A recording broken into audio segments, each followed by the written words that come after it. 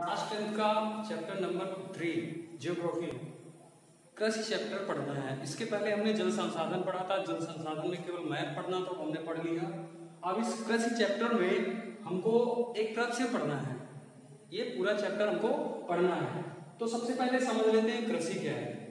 कृषि, अब क्योंकि हम लोग ग्रामीण अंचल से ही बिलोंग करते हैं, इसलिए बहुत अच्छे से कृषि को समझते हैं कि कृषि क्या है, कैसे की जाती है।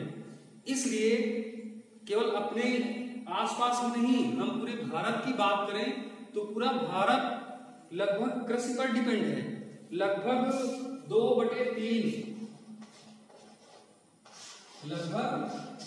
2/3 जनसंख्या भारत की कृषि कार्यों में लिप्त है। आपको समझ में आ गया होगा, लगभग 2/3 जनसंख्या हमारे देश की, भारत देश की 2/3 जनसंख्या लगभग कृषि में लिप्त है और कृषि के कार्य करती है। क्योंकि अब भारत जो है एक कृषि प्रधान देश है।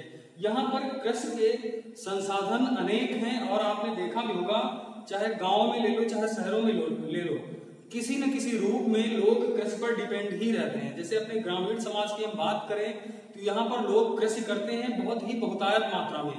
लेकिन हम शहरों की बात करें तो शहरों में भी लोग कृषि पर ही डिपेंड करते हैं, क्योंकि उनको कृषि से खाने पीने की चीजें मिलती हैं, खाने पीने की वस्तुएं मिलती हैं।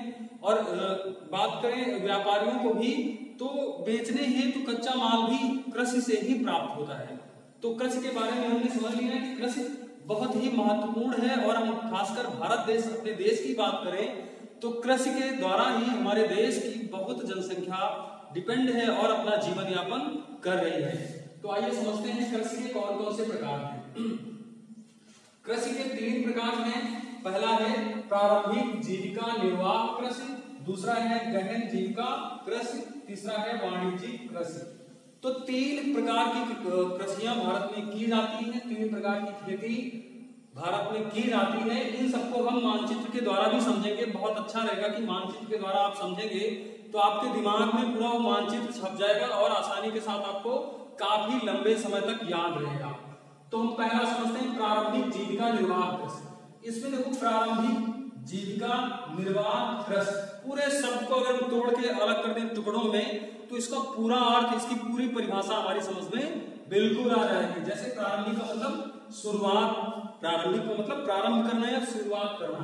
जीविका यानी जीवन यापन, जिसके द्वारा हम जीवित रहते हैं। निर्वाह या फिर अपने जीवन का निर्वाह करते हैं। जीविका निर्वाह, अपने जीवन का निर्वाह करते हैं। ऐसी कृषि, कैसी कृषि?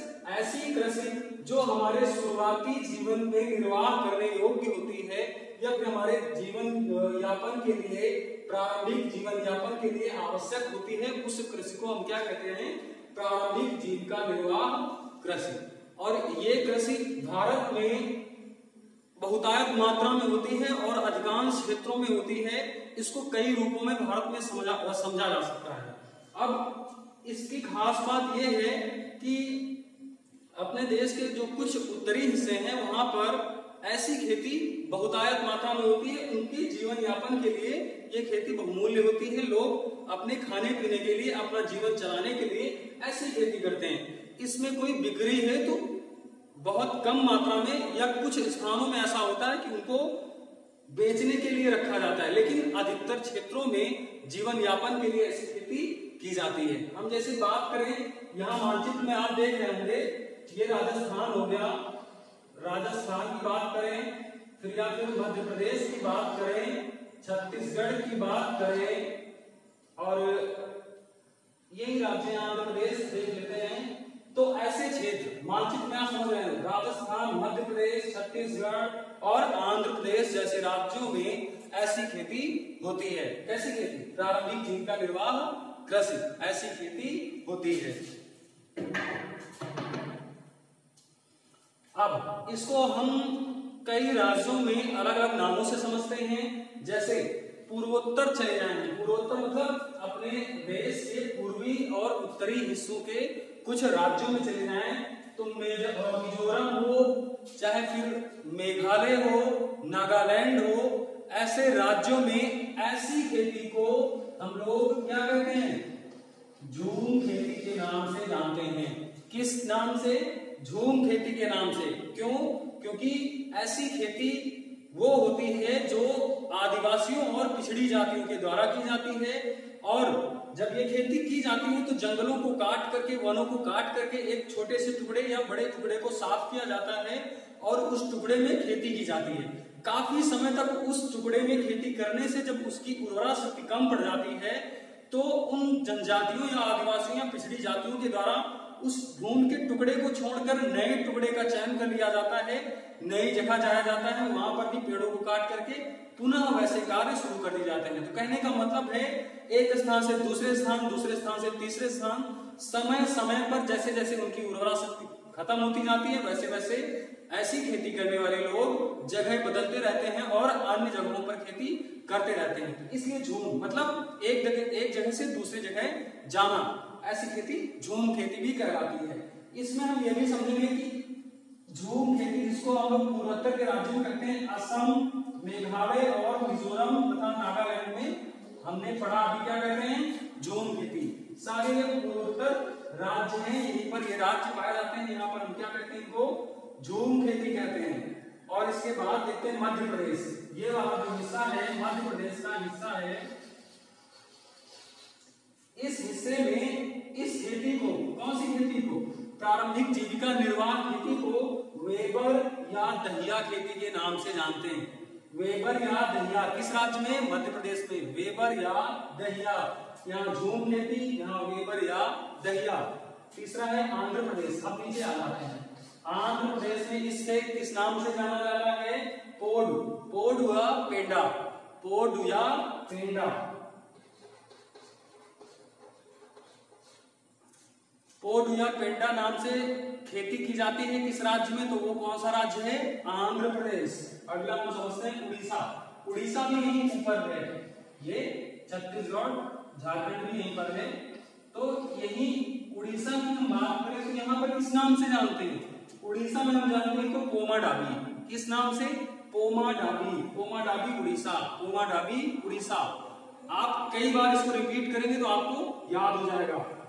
इसके बाद हम देखते हैं पश्चिमी घाट। हमारा कौन सा है? ये है पश्चिमी घाट। यहाँ पर इसको किस नाम से जानते हैं? तो कुमारी, कुमारी। कौन सा? पश्चिमी घाट कुमारी, पश्चिमी घाट कुमारी। इसके बाद झारखंड में ऐसी खेती को किस नाम से जानते हैं? कोरबा। ये झारखंड हमने अभी आपको बताया था, ठीक। तो झारखंड में कौन सा? कोरबा। पश्चिमी घाट में कौन सा? कुमारी। और इधर मध्य प्रदेश में कौन सा? वेबर या दहिया। तो आगे बढ़ते हैं। हिमालयन यानी हिमालयन क्षेत्रों में, ऐसे क्षेत्रों में या फिर यहाँ हिमालयन, यहाँ पर हिमालय पर्वत पाए जाते हैं। ऐसे पर्वत, ऐसे स्थानों में क्या कहते हैं? खील कहते हैं।